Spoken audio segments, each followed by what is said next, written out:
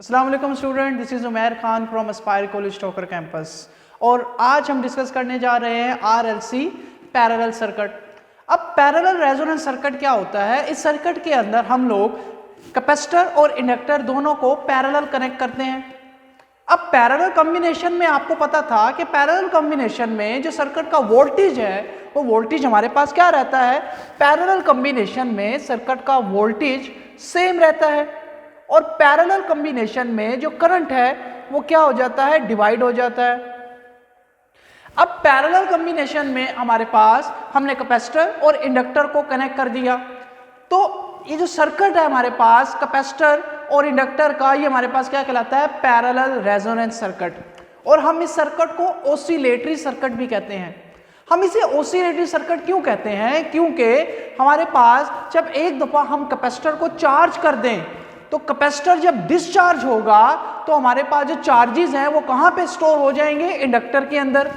और इंडक्टर जब डिस्चार्ज होगा तो इंडक्टर वही चार्जेस किसके अंदर स्टोर करा देगा? कैपेसिटर के अंदर। तो जो चार्जेस हैं वो ऑसिलेट करते रहेंगे इंडक्टर और कैपेसिटर के दरमियान।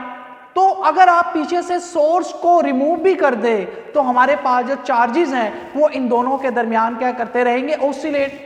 अगर एक आइडियल सर्किट है तो आइडियल सर्किट के अंदर ये जो हमारे पास चार्जिंग और डिस्चार्जिंग हो रही है ये कंटिन्यूस होती रहेगी। लेकिन आपको पता है रियल लाइफ में हमारे पास जो भी हमारे पास कैपेसिटर और इंडक्टर लगे होते हैं इसमें कुछ ना कुछ रेजिस्टेंस जरूर होती है, तो जिसकी वजह से हमारे पास जो वोल्टेज है वो कंटिन्यूसली क्या होते रहेंगे? ड्रॉप होते रहेंगे।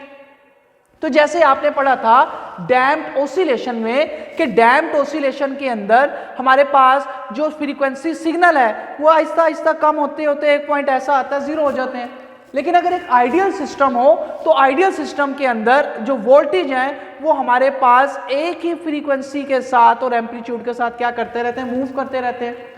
तो अगर मैं आइडियल सिस्टम लूं तो मेरे पास जो वोल्टेज है वो कैपेसिटर और इंडक्टर के दरमियान क्या करता रहेगा? मूव करता रहेगा। अगर मैं सोर्स को रिमूव भी कर दूं तो जो वोल्टेज और इसके दरमियान सिग्नल ऑसिलेट कर रहा है वो कंटिन्यूस उसी ही फ्रीक्वेंसी के साथ ऑसिलेट करता रहेगा। लेकिन यहाँ पे सोर्स इसलिए कनेक्ट किया है क्योंकि अगर आइडियल सर्किट नहीं है तो जितने वोल्टेज डिसिपेट होंगे पीछे से ये एसी सोर्स उसको क्या कर देगा? प्रोवाइड कर देगा और सिग्नल उसी फ्रीक्वेंसी के साथ क्या करता रहेगा? ऑसिलेट करता रहेगा। तो आज हम देखते हैं कि जब फ्रीक्वेंसी के इसके अंदर ऑसिलेट कर रही होगी तो हमारे पास सर्किट में करंट और वोल्टेज का आपस में क्या रिलेशन होगा, कहां पर जो सर्किट का वोल्टेज है वो हमारे पास मिनिमम होगा और सर्किट का जो करंट है वो कहां पे मिनिमम और मैक्सिमम होगा। और सर्किट की इंपीडेंस के बारे में देखेंगे कि सर्किट की जो रेजिस्टेंस है वो किस पॉइंट के ऊपर मिनिमम हो जाएगी। और लास्ट आर्टिकल में हमने डिस्कस किया था कि जब फिर सर्किट की जो इंपीडेंस है वो मिनिमम होगी वहां पे सर्किट का करंट मैक्सिमम होगा और हमने वहां पे इसको रेजोनेंस पॉइंट कहा था। आज हम देखते हैं कि जब रेजोनेंस पॉइंट आएगा तो रेजोनेंस पॉइंट के ऊपर सर्किट की जो इंपीडेंस है उसकी वैल्यू क्या होगी और सर्किट की जो फ्रीक्वेंसी है वो हम कैसे कैलकुलेट करेंगे। तो पैरेलल रेजोनेंस सर्किट के अंदर आपने देखा कि हमने कैपेसिटर और इंडक्टर को पैरेलल कनेक्ट कर दिया। अब साथ एक एसी सोर्स हमने लगा दिया है। अब कैपेसिटर के अंदर आपने पढ़ा था कि कैपेसिटर के अंदर जो करंट है वो लीड करता है और जो वोल्टेज है वो लैग करता है इन केस ऑफ कैपेसिटर। और इंडक्टर के केस में आपने पढ़ा था कि जो वोल्टेज है वो लीड करता है और जो करंट है वो लैग करता है इन केस ऑफ इंडक्टर। अब यहां पे इन दोनों को पैरेलल कनेक्ट किया हुआ है, तो जब मैं फ्रीक्वेंसी को चेंज करूंगा तो फ्रीक्वेंसी को एसी सोर्स की फ्रीक्वेंसी को चेंज करने से हमारे पास इनकी जो रिएक्टेंस है उन पे क्या फर्क पड़ेगा? पहले हम लोग इस चीज को डिस्कस करते हैं। आपको पढ़ाया था कि रेजिस्टर की जो रिएक्टेंस है वो तो फ्रीक्वेंसी पे डिपेंड नहीं करती, तो हमारे पास रेजिस्टर की resistance can not depend upon the frequency of AC cycle. और जो हमारे पास कैपेसिटर है, कैपेसिटर की रिएक्टेंस जो है उसका फार्मूला था 1/2 पाई FC। अब यहां पर इसकी जो रिएक्टेंस है फ्रीक्वेंसी के इनवर्सली प्रोपोर्शनल है। अगर मैं फ्रीक्वेंसी को इंक्रीज करूंगा तो रिएक्टेंस कम हो जाएगी और अगर फ्रीक्वेंसी को कम करूंगा तो इसकी रिएक्टेंस क्या हो जाएगी? बढ़ जाएगी। अगर मैं फ्रीक्वेंसी को बढ़ाऊंगा तो जब इसकी रिएक्टेंस क्या होगी, डिक्रीज होगी और इसकी रिएक्टेंस बढ़ जाएगी, तो सर्किट का जो मैक्सिमम करंट है वो इसके अक्रॉस ड्रॉप हो रहा होगा। तो उसका मतलब है कि उस वक्त ये सर्किट का मैक्सिमम करंट जो है वो यूज कर रहा है। और जब मैं फ्रीक्वेंसी को लो करूंगा तो हमारे पास उस वक्त कैपेसिटर की जो रिएक्टेंस है वो बढ़ जाएगी। इसका मतलब सर्किट का जो मैक्सिमम करंट है वो उस वक्त इसके अक्रॉस ड्रॉप हो रहा है।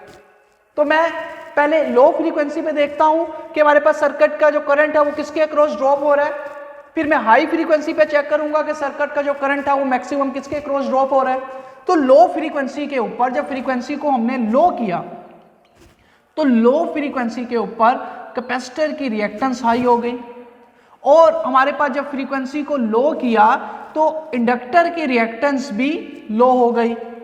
तो हमारे पास जब इसकी रिएक्टेंस लो हो गई तो मैक्सिमम जो करंट था वो किसके अक्रॉस ड्रॉप हो रहा था, कैपेसिटर के अक्रॉस। तो हम क्या कहेंगे, at low frequency XC is greater than XL। तो हेंस कैपेसिटर डोमिनेट, तो लो फ्रीक्वेंसी के ऊपर जो कैपेसिटेंस है वो क्या कर रही है, डोमिनेट कर रही है। इसी तरीके से जब मैं फ्रीक्वेंसी को हाई करूंगा तो मेरे पास फ्रीक्वेंसी को हाई करने से इंडक्टर की जो रिएक्टेंस है वो क्या हो जाएगी, इंक्रीज हो जाएगी। तो जब फ्रीक्वेंसी को हाई करूंगा तो XL is directly proportional to F है, तो जब फ्रीक्वेंसी इंक्रीज करूंगा तो इसकी रिएक्टेंस बढ़ जाएगी। तो इसका मतलब उस वक्त सर्किट का जो मैक्सिमम करंट है वो किसके अक्रॉस ड्रॉप होगा, वो इंडक्टर के अक्रॉस ड्रॉप होगा। तो एट हाई फ्रीक्वेंसी जब फ्रीक्वेंसी को हाई किया जाएगा तो XL is greater than XC। जो हमारे पास XL है वो XC से ज्यादा हो जाएगा। तो हम क्या कहेंगे, हेंस इंडक्टेंस डोमिनेट। तो हाई फ्रीक्वेंसी के ऊपर इंडक्टेंस क्या हो जाएगी, डोमिनेट करेगी, और लो फ्रीक्वेंसी के ऊपर कौन डोमिनेट करेगा, कैपेसिटेंस डोमिनेट करेगी। इसका मतलब ये है कि जब फ्रीक्वेंसी लो होगी तो जो AC सोर्स आपने कनेक्ट किया हुआ है उसका जो करंट है वो कैपेसिटर के अक्रॉस ज्यादा ड्रॉप हो रहा है, और जब फ्रीक्वेंसी को आप हाई करेंगे तो जो करंट है वो किसके अक्रॉस ज्यादा ड्रॉप हो रहा है, वो करंट ड्रॉप हो रहा है इंडक्टर के अक्रॉस।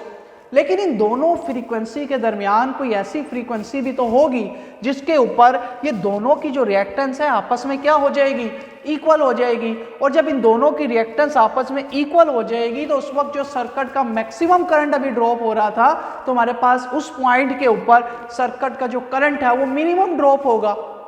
तो हम उस पॉइंट के ऊपर जो करंट मिनिमम होगा तो उस पॉइंट पे जो फ्रीक्वेंसी होगी उस फ्रीक्वेंसी को हम क्या नाम देंगे, रेजोनेंस फ्रीक्वेंसी। तो अब हम वो फ्रीक्वेंसी देखते हैं कि रेजोनेंस फ्रीक्वेंसी हम कैसे कैलकुलेट करते हैं और इसका फार्मूला क्या होता है। ओके स्टूडेंट्स, अब हम डिस्कस करते हैं रेजोनेंस फ्रीक्वेंसी। तो रेजोनेंस फ्रीक्वेंसी क्या होती है, जिस फ्रीक्वेंसी के ऊपर कैपेसिटर और इंडक्टर दोनों की रिएक्टेंस आपस में क्या हो जाए, इक्वल हो जाए।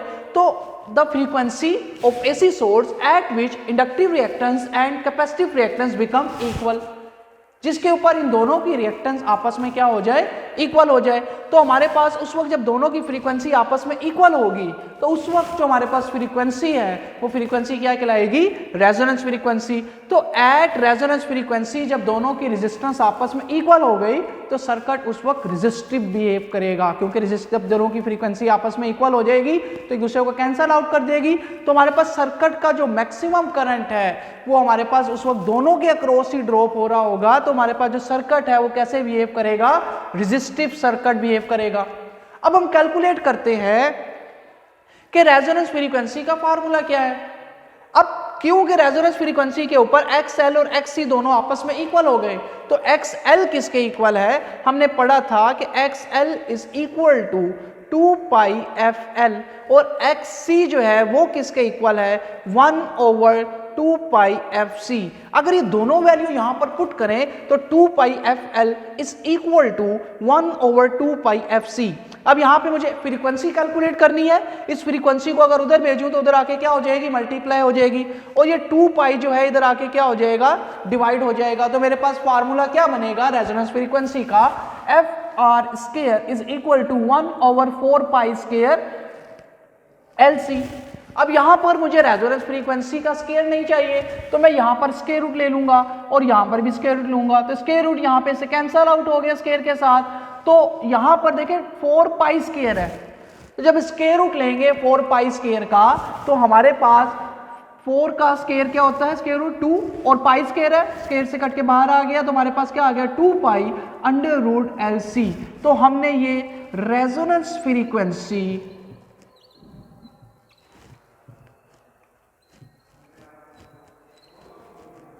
का फार्मूला ड्राइव कर लिया। अब हम इस फार्मूले की मदद से रेजोनेंस फ्रीक्वेंसी कैलकुलेट कर सकते हैं, और हमारे पास क्योंकि फ्रीक्वेंसी है तो फ्रीक्वेंसी का यूनिट हमारे पास क्या होता है, फ्रीक्वेंसी का यूनिट क्या होता है, हर्ट्ज।